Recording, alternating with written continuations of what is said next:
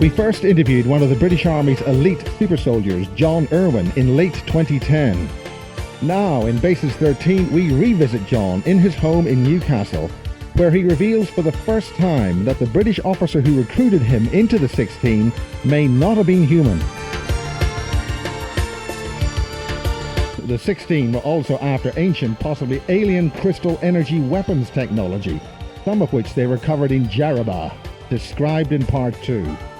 With his dear wife ill in hospital, we give you John Urwin and One Step Beyond the 16. My name is John Urwin. I'm now, I will be 74 in a few months' time. And this all started 53 years ago when I was called up for my national service. So your function, the group's function, is to fight the Illuminati? Yeah, exactly. Now that's no mean feat, 1957. Yeah, and this all took place in the Middle East. So this was a secret group organised in the British Army to fight the Illuminati? That's right.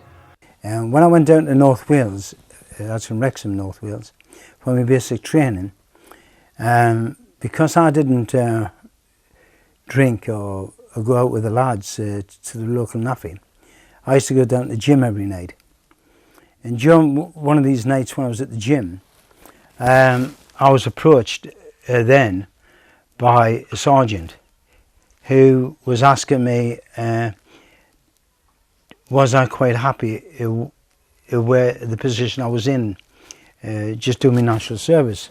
Would I like to do something more exciting? Well, don't forget, I was only 18. I used to work on a farm prior to that, and also working as a mechanic. So I was rather surprised when he was asking us this, because, like I said, I wasn't of any importance, and I didn't have an education. I hardly ever went to school. I think during the whole time I was at school, I did about 7 years. So anyway, when I was approached by the sergeant, shortly after that, I had forgot all about it. And then just after the basic training, there was a emergency taking place where we had to be flown out to the Middle East, and I was supposed to go to Beirut. But on the way to the Middle East, something went wrong with one of the aircraft, one of the engines that we were in the aircraft that we were in, and we had to land at Malta. And when we landed at Malta, then we were told, 3 of us were told that the plans had been changed and they were now sending us to Cyprus. Now, just before you go any further there, did the aircraft actually have an engine fault? Yes, it was partly on fire. So, you know, it did. No, it actually took fire. We could see it out the windows. It was on fire. And it was like I said, it was these Dakotas. We landed in Malta, and then we were told at Malta that there was 2 other chaps who was with me at the time, and one of them was called Bill Strickland. Anyway, we were told we had to go to put on a different flight and take with to Cyprus. Of course, like I said, I didn't even know where Cyprus was, to be honest with you. So anyway, we landed in Cyprus, and when we landed there, we found we didn't have a campsite, and we just pitched our tents, we had to make our own latrines, we had to put our own barbed wire fence up and everything. And like I said, it's very hot there, so we only had the Saturday and Sunday was one time, and we went down to a bay called Episcopi. It's a military area, and I was just lying on the beach when the 2 friends that was with me, they went for a swim, and we had one rifle between us. We had to carry a rifle if we were in groups of 3s or 4s. And I had to guard the rifle when the other 2 went swimming. It was during that time when they went swimming, I was approached again. And this well-spoken chap had said that you had been contacted in North Wales. I was approaching North Wales. How did that group get into being, and is it still existing today? No, it doesn't exist. Well, I can't say that for certain, but I'm sure it doesn't exist today, because they were even older than me, and I'm 72. So, but I have had a telephone call in the last 3 weeks off one of the 16, and that was one of the reasons why I wrote the book, One Step Beyond the 16. For that very reason, I need to get in contact with these people and find out exactly what's going on in the world. He asked me if I was still interested, and I said yes, I was. And then he says, okay, well, we'll contact you. I said, well, how? He says, oh, don't worry about it, we will.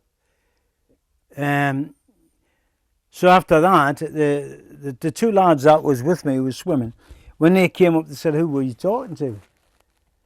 I said, really, I have no idea. I said, he's just well spoken. I think it was an officer of some, you know. And at the time, I used to stammer. A week after that, when I was on parade, you normally go on parade and then they send you to various different jobs and what have you. They put me in the officers' mess as a waiter. So during this time, when I was being trained as a waiter, I had to stand at the head of the table and read the menu. And anyway, there was one officer in particular, when the rest was sort of sniggering about me stammering, he had stamped his hand on the table and said, no. He says, Geordie, sing it. I said, what? He says, sing it. So I didn't actually sing it, but I sort of rhymed it, if you like, and the stammer started to disappear. But for some reason, this officer seemed to make a real effort in protecting us in some way, you know. And what do you want to actually do? You want to get back in contact with the 16 and any successors of that 16? Yeah, I think, like I say, I need to get in contact with these people, because I think they really know what's going on if they're around, you see. But like I said, it's intelligence again I'm looking for, and this is why I'm doing this. We need to get information, because we think something really terrible is going to happen very, very soon. And then one day, the sergeant pulled us over and said, right, you're finished here. I said, look, I was just starting to get the hang of this. I'm just getting rid of this damn stammer, you know, and it's a cushy number. You were getting free meals, you know, extra good meals. And he said, no, I'm sorry, you've got to go back. I said, why? But he wouldn't give us any reason. I said, well, was this something, you know, I was thinking back to the guy who spoke to us on the beach when he said, what, did I want to do something different? And I thought, well, is this, was that it, you know? Was this something different, you know? Is this what he was talking about? What kind of information and what do you mean by terrible? We need information from the inside, if you like, because that's the only way we're going to find out what these people are up to and what their plans are. And we've seen what they can do now with the towers, with the London bombings. We've seen how, you know, how evil these people are, and what they're prepared, what extremes to go to get what they want at the end of the day. They said to me, right, I want you to go next door, pick a truck up, it was to the Remy, pick a truck up and we'll give you orders from then on. So I went next door, picked the truck up. I was sitting in the truck waiting for this driver coming. When I was approached by a sergeant, he says, what are you waiting for? I said, I'm waiting for the driver. He says, you are the driver. I said, but shouldn't I have other people with us? There should be a guy here with a gun as well. He says, oh, you've got the gun. He says, what more do you want? Get moving, you got your orders. Here's your orders. I says, but we're not supposed to go out with one, you know. There's terrorists everywhere. He said, look, that's the orders. Once you leave this camp, we couldn't give a shit where you go. You know what I'm saying? I said, there's something, you know, there's got to be something wrong here. So let's make ourselves very clear here. You're a former member of a secret group within the British Army who was dedicated to fighting the Illuminati. That's right. And you are saying that the Twin Towers, the 7/7 incidents in London bombings are definitely inside jobs by the Illuminati. No doubt about that. I've got no hesitation in saying that. There's only one road from Episcopi to Limassol. On that road, out of the blue, I saw this guy standing on the side of the road with short pants and what have you. And he started to wave us down. Now, how he knew it was me, I've no idea. Because he couldn't recognise us from that distance. So I thought it was a terrorist, you see. So I drove straight past him.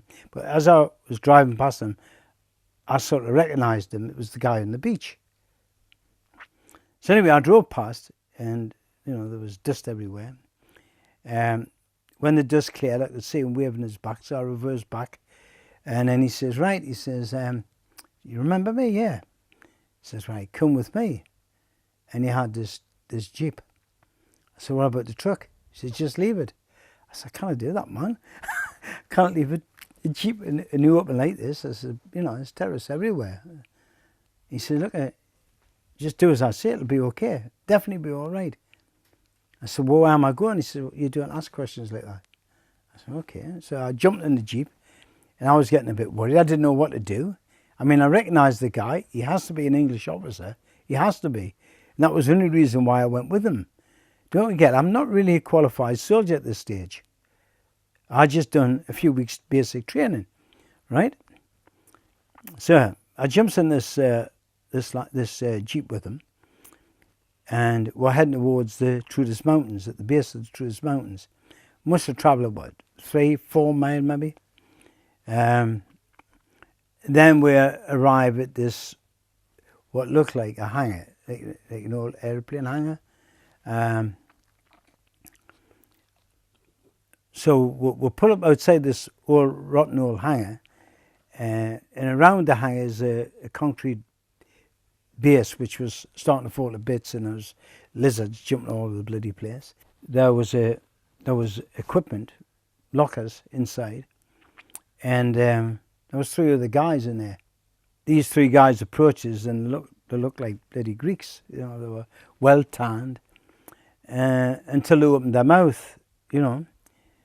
I didn't know what to do, and then I heard the door locked behind us, and I turned around. I wasn't sure whether to run or not. I wasn't, I was really shaken up by this. Like I say, this could have been a trap. This could have been Greeks, like I said. But until they opened their mouths, and I thought, it just cannot be. I was introduced to them. I was asked certain questions. Was I prepared to do something totally exciting and different? And I said, yeah, I was. They wanted me to, I had to go through a program called a fear elimination program. And at that time, I still had no idea why I was there. I had to sit down, and they give us a cup of tea, and they say, look, are you still prepared to go? And I was keep on saying, why me? Why the hell did you pick me? What qualifications have I got? After I came out the one step beyond, they said the qualifications was that I didn't drink, didn't smoke, I was a keep fit fanatic, I'd done gymnastics, and that was one of the reasons why they chose me. So, what does the one step beyond involve? The one step beyond involves taking you through a near-death experience. So how they actually did that, I've really no idea. So can you go as far as that they made you very tired? We're sat like I said, I sat in this little office, which was falling to bits, at this table with the guy who I met on the beach, who I found out his name was Ken. And there was something, like say, rather strange about this guy. What was strange about him? Well, he was his eyes. He seemed to have big blue eyes. What kind of eyes? Can you remember? What was strange about the blue eyes? Well, they seem to be a little bit bigger than what I've normally see, And I mean, when you're talking about a normal eye, what's different? The iris or the eyeball? The whole shape of the eye was rather. How can I? It was like I don't know, 1/4 inch bigger than normal. They had like oval eyes, like something like not quite like Chinese, but sort of a teardrop type eye, Right. But I mean, they were just like sort of what colour of slightly hair did he bigger have? than me, blue. They were bright blue eyes, and Any other facial details? no, just very smooth skin. White skin, tan skin? Well, he had tan on his skin to make him look brown. So he wasn't brown. He had blonde hair, which had been dyed, which I found out this later. Dyed blonde? No, he was blonde, but he dyed his hair dark. And what about his hands or his arms or legs? Well, was he hairless? Did he have shorts on? Or? Well, like I said, no, he didn't have any. His hands were more or less like mine in a way. He had longer fingers. They were long and slim, sort of something you see like a piano player, you know. But yeah, bit like my beautiful hands, no? Yeah, something like that. Yeah.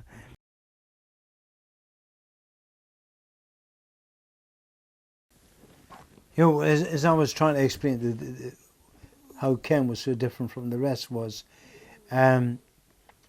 he seemed as though he had to put on emotions. It didn't seem to come natural with this guy. In what way? How did he move? What about his legs? Well, I mean, he walked like anyone else, really, apart from that.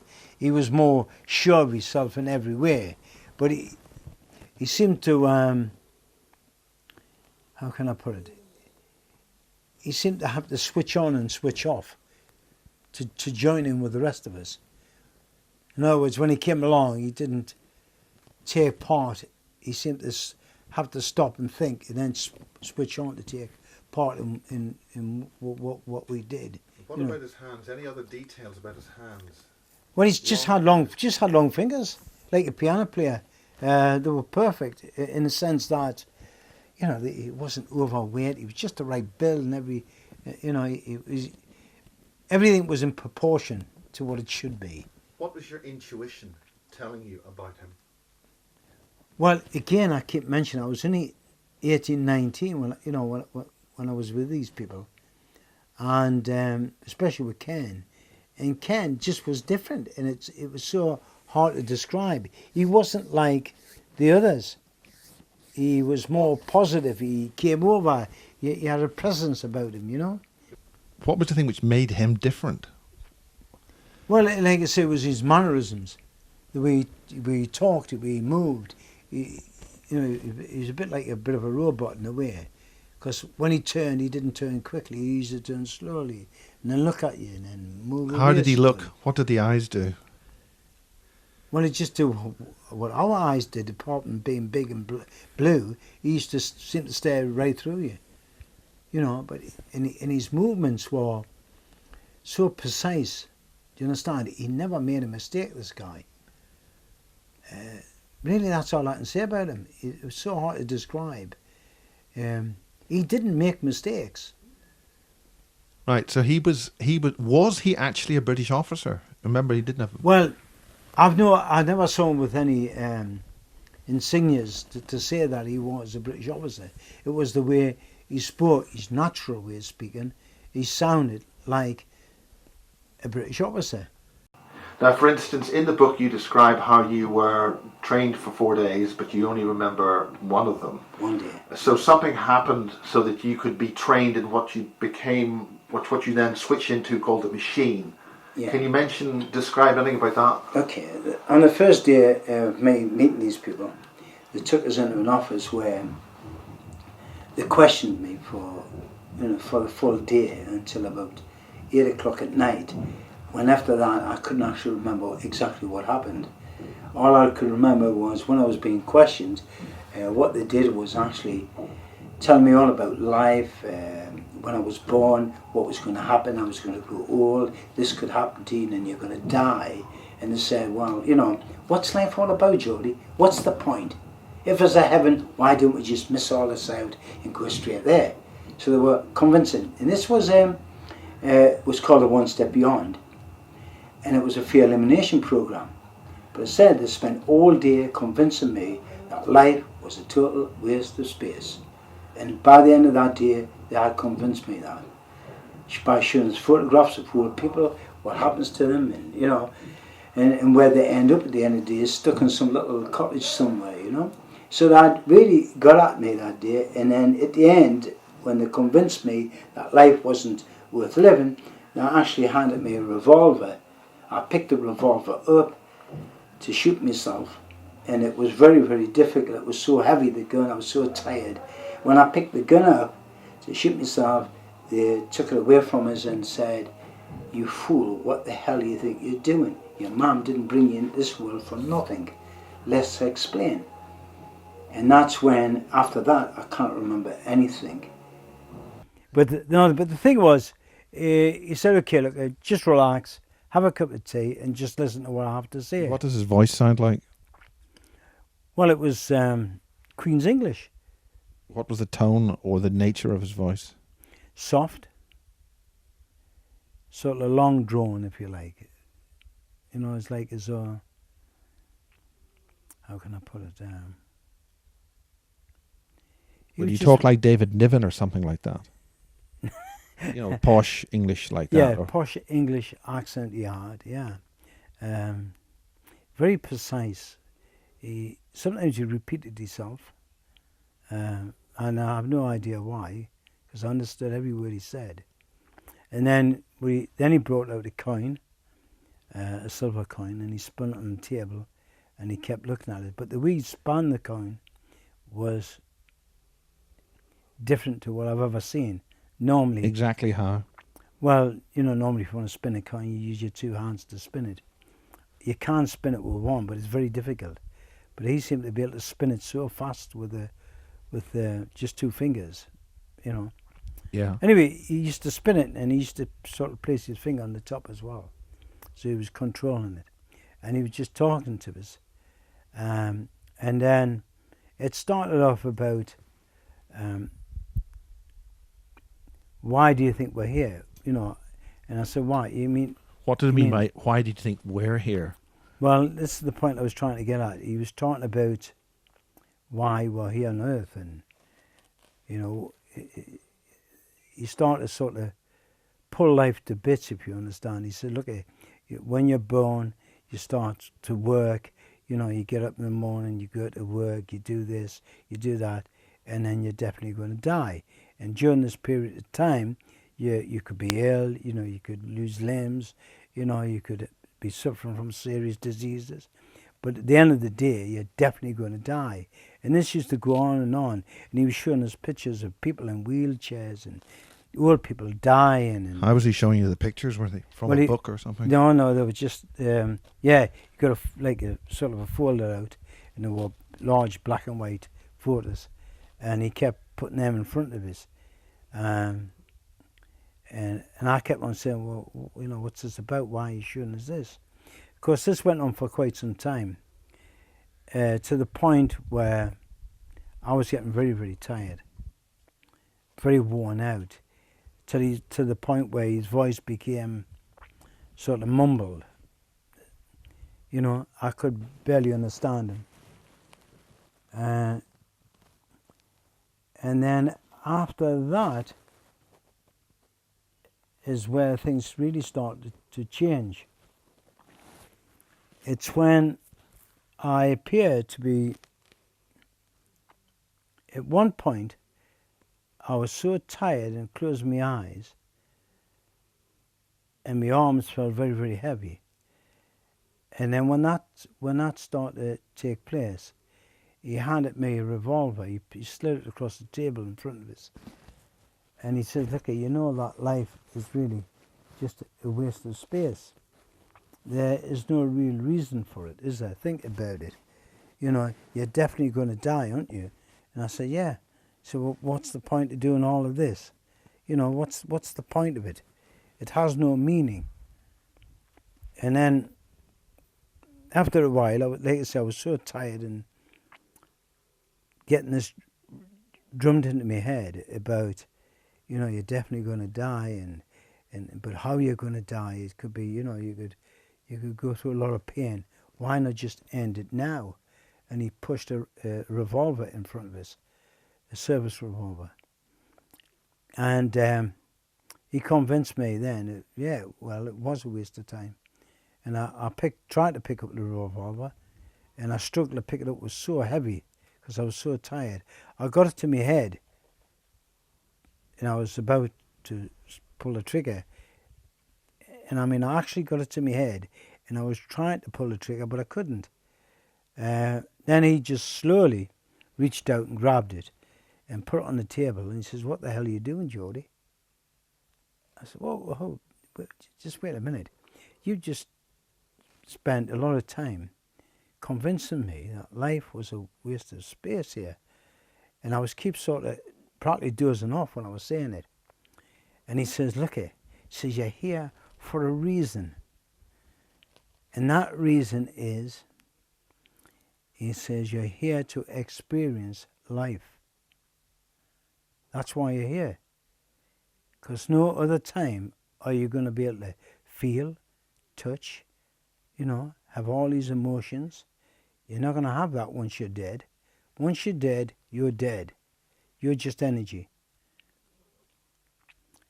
And this is, your mother didn't bring you into this world for nothing, you see." And he kept on harping on like that. And then all of a sudden, everything became mumble. I couldn't understand what he was saying. And then all of a sudden, I felt myself looking down at the table where I was sitting. I could see myself sitting there at the table with Ken on the other side. And I could hear nothing at this stage. And then, trying to explain it, people seemed to be coming in the room, but I didn't see them coming into the room. Do you understand? They were just suddenly there, and then they weren't there, and then they were there. And Ken was either sitting in the chair, and then he wasn't sitting in the chair. What about people? Who do you mean by people? Well, that was the three guys that were there. It was, and were they? Did they have the same eyes? No, they were just normal, if that's the word to use. No, they were just like me. Why do you say normal if that's the word to use? Well, there was nothing outstanding about them, apart from being very, very fit. And they didn't have to wear. They didn't have to wear false color. No. They just. But the officer did. Yeah. But this officer did. Yeah.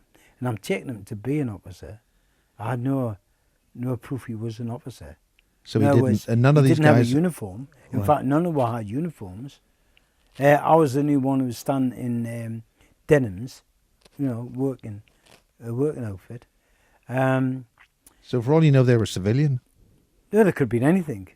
This is why I was so concerned at the time. And again, don't forget, I was only 18. I hadn't seen a television set. And I mean that, I hadn't seen a television set. I was hardly ever at school. I didn't know where Cyprus was. I had no idea. And this is what made it even more confusing, because I couldn't understand why they picked me, apart from what they said about me being fit, didn't smoke, didn't drink, and all that sort of thing. So, I was still really naive. But again, while I was looking down, I seemed to be looking down at them. And then the voice started. What do you mean you were looking down at them? Well, I was looking, feel as though I was looking down from the ceiling. I could see myself in the chair, and I could see Ken on the other side. So you were now out of body? Yeah, well, that's what it felt like, yeah. I was out of body, if that's the way to try and explain. So you could see yourself sitting on the chair? I could see myself sitting in the chair, and I could see Ken sitting directly opposite me, but he was still looking at me. Then the movement of his lips, then suddenly I could hear him again. And he was saying, "Concentrate on the room. Concentrate on the room." So I could hear this echo telling us to do that. When I started to concentrate on the room, what I saw was what looked like, how can I describe it?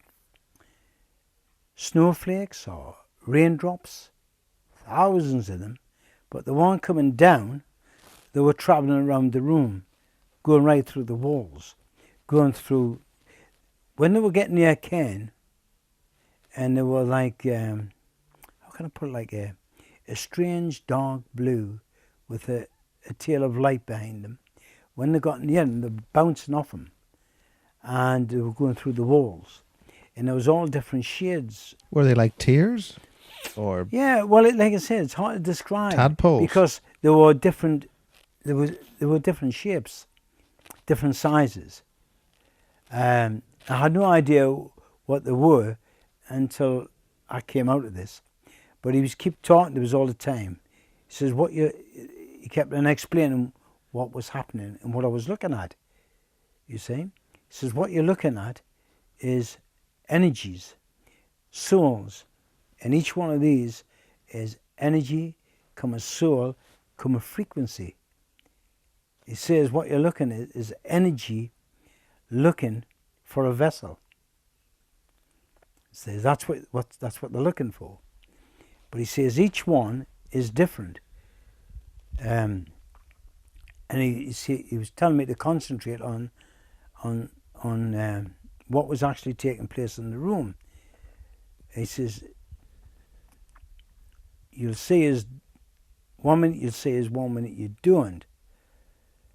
But he was still looking at me sitting in the chair, but I was looking down on them. You see? And these energies, like I said, they were passing through the table, and they were all different shapes and different sizes. And apparently, and this is not a racist remark, by the way, each one of these are for the different races. You know, like browns, blacks, green, Chinese or whatever, or Asians, I should say. And he says a lot of them are also animals, animal life, animal frequencies. So and there was literally millions of these things. You see, each one of them apparently is looking for a vessel, a physical body. a body, that's what but they're called vessels until like I said, when a woman's pregnant and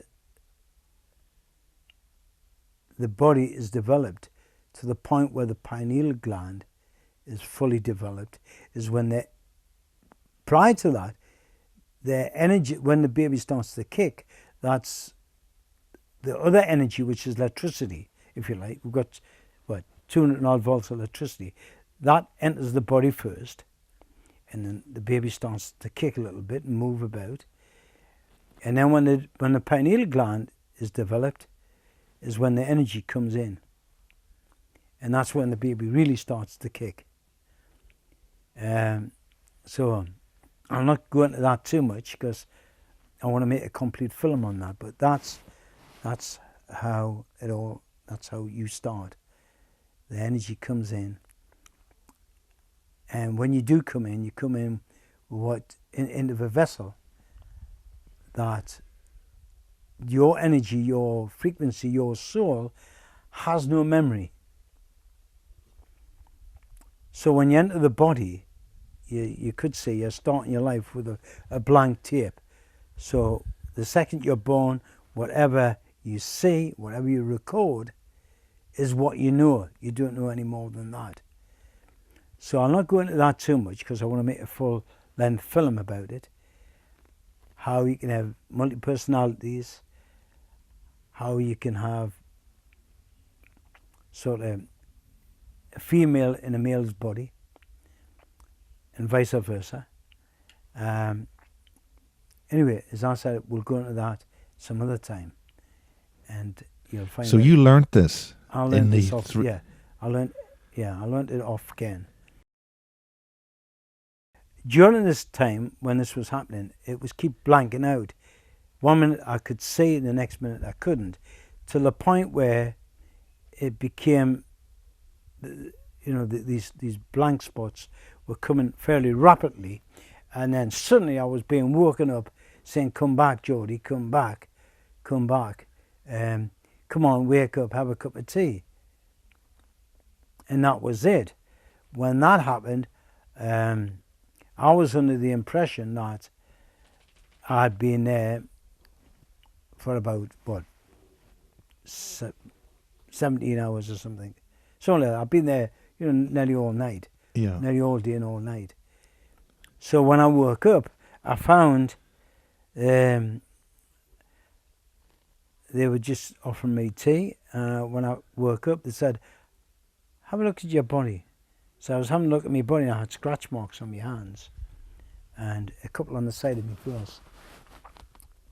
It's hard to remember because, like I said, it's over 53 years ago now. But you'd been fighting Well, or something physical. when I was sitting there, I said, right, okay, well, what was all that about? I said, when are we going to start? Because when I first came into that hangar, I saw these guys doing some form of combat, and it looked very impressive. I never seen anything like it. Of course, then again, I hadn't seen television. I didn't know what was going on in the world.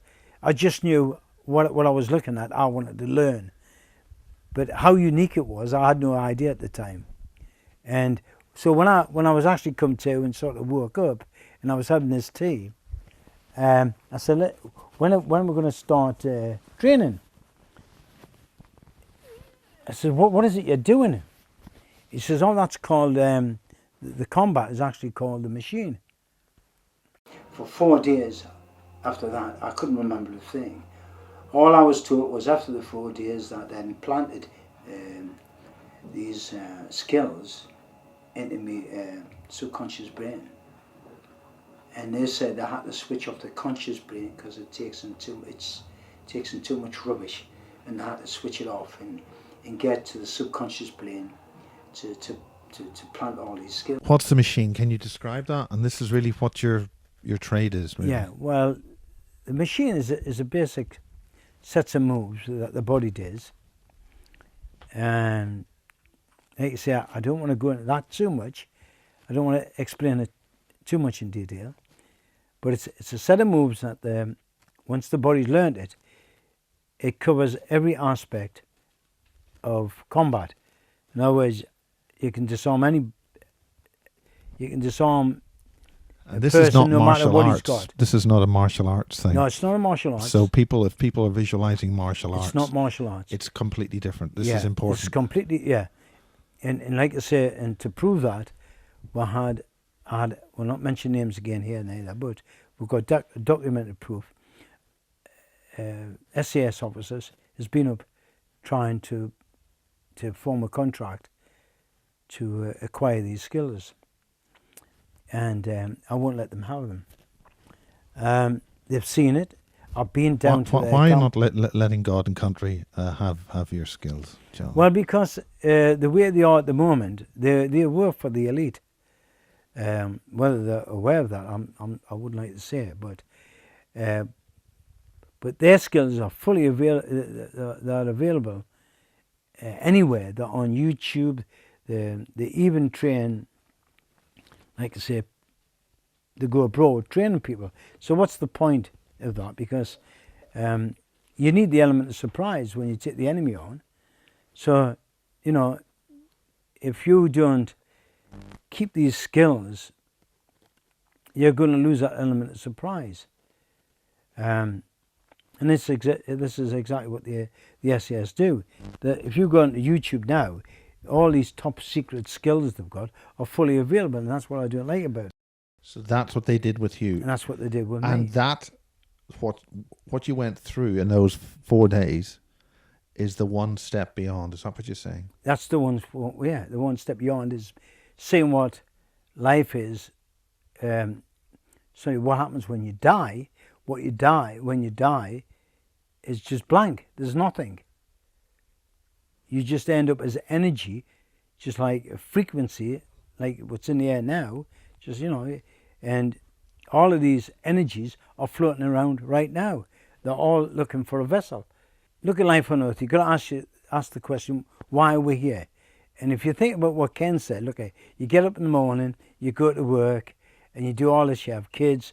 What for? At the end of the day, you die. So what's the point of that? There has to be a reason for that. The reason is for that. You're experiencing life. It's the only time you can feel, touch, love, hate, whatever. That's the only time you can do it. Because once you're dead, you can't do it. Now, if there's a heaven, why don't we just cut all this out and go straight to heaven? What would be the point of doing this bit? So, if there is a heaven, right, this is what they were telling me, if there's a heaven, what are they all doing up there, these trillions of people?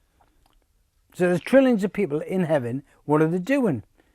Are you trying to tell me they're doing swear, they're doing fight, they're doing do this, what the hell are they doing? That's what they said. It must be bloody boring up there. They said, no, it's not like that at all. What it is, you're just a frequency floating around. He says, now how the frequencies got there, we're not going to tell you that. We know how they got there. We know how each of the species on this planet is here and how they came here. And he mentioned something about the third world. Why do you think they call them the third world? Because it's 3 different worlds. The Chinese, the Indians. So are you saying that the core root races or whatever of humanity are actually different? From different places. Different not dimensions or... Just from different places were brought here. You see, as such, we are extraterrestrials, so to speak, on our own planet. Or apparently, like what they were saying is, this is the bit I get a bit dodgy about. I don't really like talking about it because I haven't got that much information on them about other aliens or whatever. I only know that the aliens apparently were just like us at one point, but they got so far advanced on their world, which was like our world, and they got so far advanced and they destroyed it. They destroyed their own world apparently. It, or was destroyed in some way. So who told you this? Ken said all about it. During when you were one step beyond? Yeah. No, this was afterwards he was explaining it. So what else did he say? Well, he was saying, because I was asking him about all this, what was it? Because after a while I started remembering it, what I was going through. I said, what was these blank spaces? Why was it, at some point I couldn't see, what was taking place, like somebody was switching us off and switching us back on. He says, you were dying. He said, we had to get you back before. That's why they call it the one step beyond. If you went too far, you didn't get back. We would have lost you. And I got the impression that I'd done that before. And people didn't have... they found that if you want some kind of... it's not the word drug, but if you were relying on something like, say you were hooked on beer, smoking or whatever, that would have some effect on this one step beyond. They couldn't control it apparently. Now don't ask us how, because I have no idea. I just know that the brain is slightly damaged in some way. I don't know exactly what they meant by that, but they just said, look, you have to be pure in the sense that the body hadn't got to be affected in some way. And this is why you were picked. He says, how many men in the British Army do you know that doesn't drink or smoke? And also is a fit fanatic. You see, so, and you ask why we picked you. So did we have much choice? We didn't have that much of a choice, So anyway, that's what took place there. What about the pineal gland? What about you mentioned the pineal? That's one of the yeah. Well, the pineal gland is a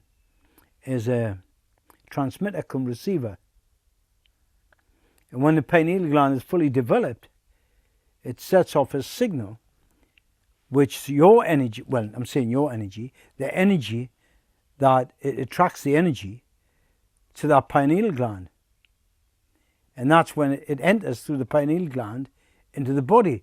And that's when the body comes to life, you see. But if it's a male, it'll be a male energy that enters, because it's just like a code system, just like a barcode, if you like. And if that is damaged in some way, I'm getting into the other story now, you see. If it's damaged in some way, you'll not get a male body entering you'll get a female body entering a male body. And that's why you get a guy who there's a woman inside of a man's body. Right, and this is what Ken explained. This is what Ken explained, but it goes deeper and deeper, into those areas, and it covers everything. And then when you've heard the full story about it, then you say that makes sense. You see, it's a bit like this heaven business. If there's a heaven, why the hell are we doing this bit?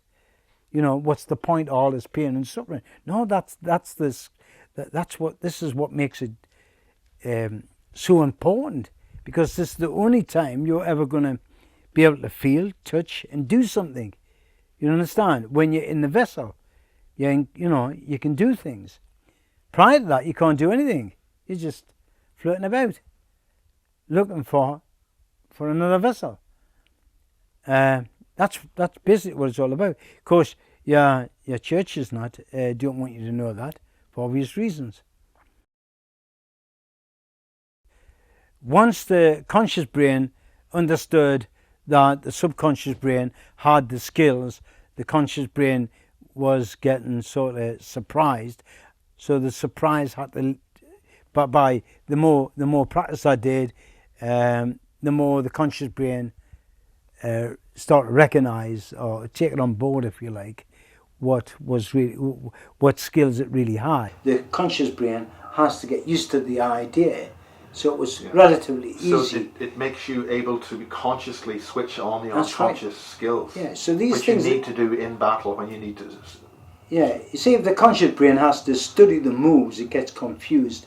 Therefore, it doesn't take the information in straight away. That's why they're going to switch off this conscious brain. You see, so it's easy to just download it straight onto your subconscious brain, you see. And then they introduce the conscious brain to it, and it gets used to it pretty quickly. Yeah. So once I learned that, then I had to put it into practice. I had to find out if I really knew it. So the first mission was in Trudis Mountains, where we killed some of these Greeks who had hidden ammo in some cave somewhere. But after that, anyway, the main mission, which I didn't realise, I had done one operation in Cairo, which we got proof that it took place. You know, the Egyptians invited us over there. You know, they give us a medal. I got a medal off them, and I got a scroll with their major saying, and this is from their special forces, saying I was the best counter-terrorist in the world as far as they were concerned.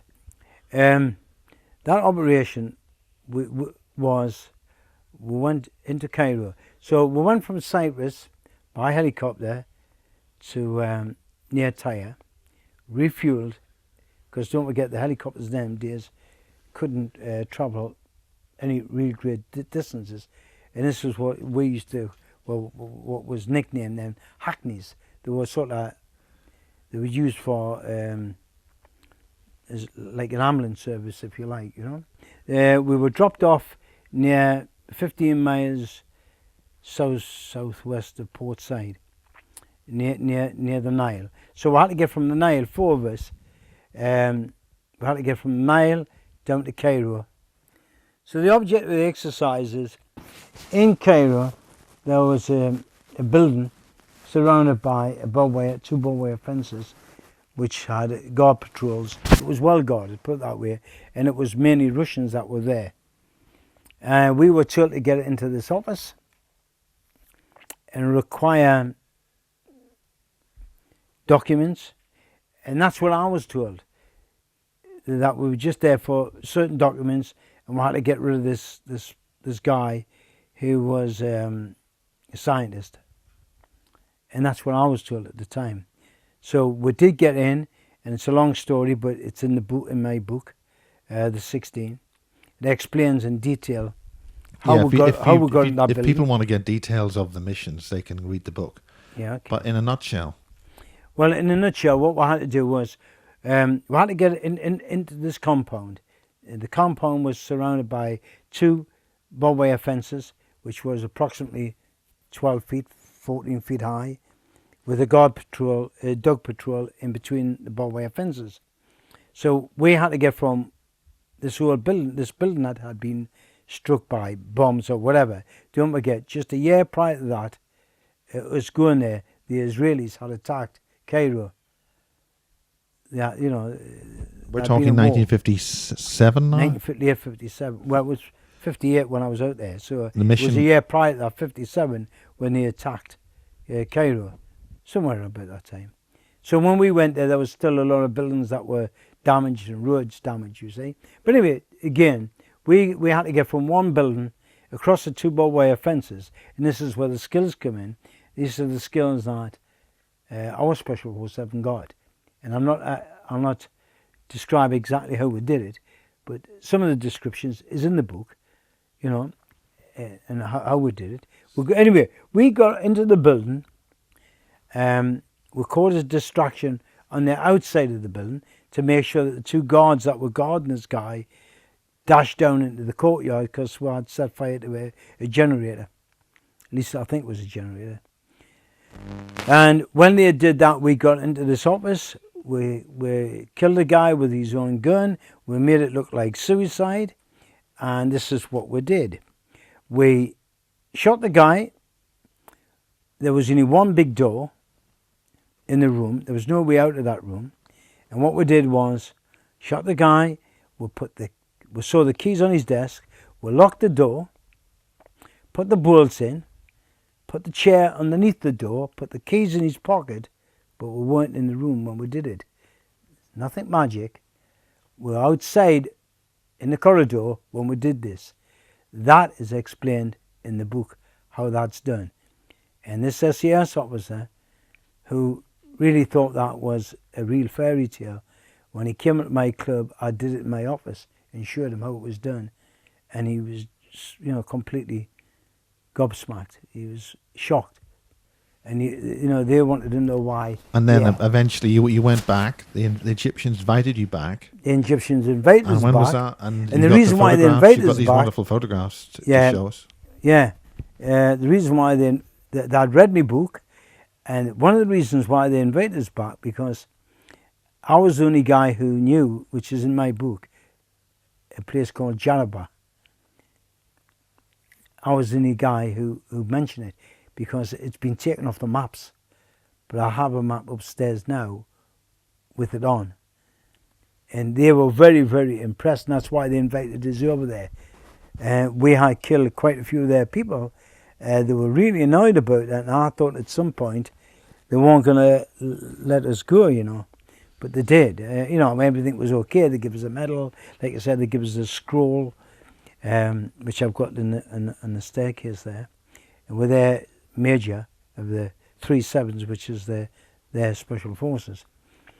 So anyway, we did that. The important thing is, as we close in this part, that is verifying your story, and this is the important thing, that you are able to provide this verification that this isn't all a fairy tale. Yeah, one of the reasons why I went out to Egypt, and I was taking a big risk going there, because we had killed people in their country. They had found apparently bodies with fingers missing, which I describe in the book how we did that when we were confronted by the military. We had to disarm them.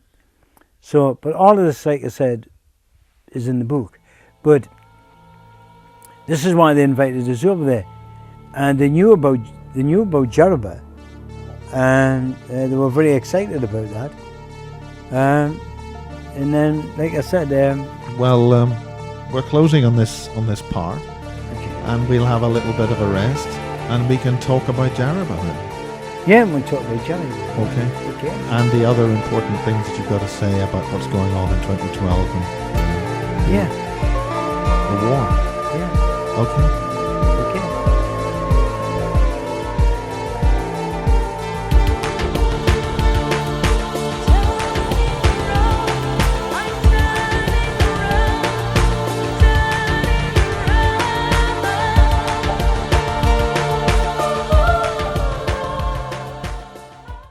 Thinking in the first degree. There's only one way to stop the New World Order. Stop playing their game. Firstly, you must face the truth of what reality actually is, and not just what you want it to be. If it doesn't sit comfortable with what you believe, then you'll deny the facts. The fact is, you're playing a game, and yet you don't know it. Let me try and explain what the game is that you are playing. It was put there by the elite, by the Illuminati. It's called the law of the land, common law, statute law. This game is like Monopoly. You are in their gambling house. You cannot beat them. The games are rigged. Occasionally, they'll let you win something to give you hope and keep you in the game, because now they own you. They are playing with your mind. You can't beat them at their game because they don't take part in it. How many times have you been told that the elite are on the run? Look around you. More and more countries are going bankrupt every month. They attack every country that doesn't toe the line and destroy it, while you are playing games set down by them that you cannot possibly beat them in a game where you are the only one who's playing by the rules. The rules do not apply to them because they make them. We have to stop kidding ourselves. While you are wrapped up playing their games, they are taking over the world. And do you really believe that people are waking up? How many times have you been told that? How many years ago was it? You see, the people you are dealing with are evil and very astute. You know them as the elite, the New World Order. They even tell you how many of you they are planning to get rid of by the Georgia Guidestones, the FEMA coffins, the concentration camps. They want you to know because it's fear that controls you. They will come at you from every angle in disguise. They need to distract you. They have organizations who pretend to be against them. These groups are popping up everywhere. They're there to distract you, confuse you, to make you believe that people are waking up, even if that was possible. And I'm afraid this will come too late. You see, if you throw the truth into a barrel of lies and deception, the chances are you will never find it. Forget ethics. Think of survival. We are heading for destruction, orchestrated by the elite. I feel it's my duty as a human being to help by explaining what I went through and what they are really up to. It's something you must know. Why you are here, what it all means, and why the elite are trying to destroy you. It's not just a question of depopulation. They have other agenda that you are totally unaware of. I am sure you must know who the elite are by now. Most of the elite are very old and won't enjoy the final result of their New World Order, or will they? The more humanity strays away from its origins, then the more we deny our bond with nature. Humans have this built-in set of rules for survival at almost any cost. As long as humans experience emotions such as love, hatred, jealousy, greed, ambition, lust, and the urge to control, there'll always be killings and wars. This is how we are built, whether we like it or not. The elite control us through these emotions, so most of us can be bought and sold. So in their eyes it will be called survival. It's probably your next door neighbor and your so-called friends who are your real enemy, because it's them, their sons, their daughters, their cousins who are working for the elite, either in the police or in the armed forces. This is what they are doing while you are playing their game. They will bury you alive, you fools. It's too late. You cannot stop them. For over 70 years, they have infiltrated and taken over control of every level of Western governments, from the intelligence services, military, police, local government, and schools. Thank you for listening. If you want to contact me, you can get me on ucsdefense.com.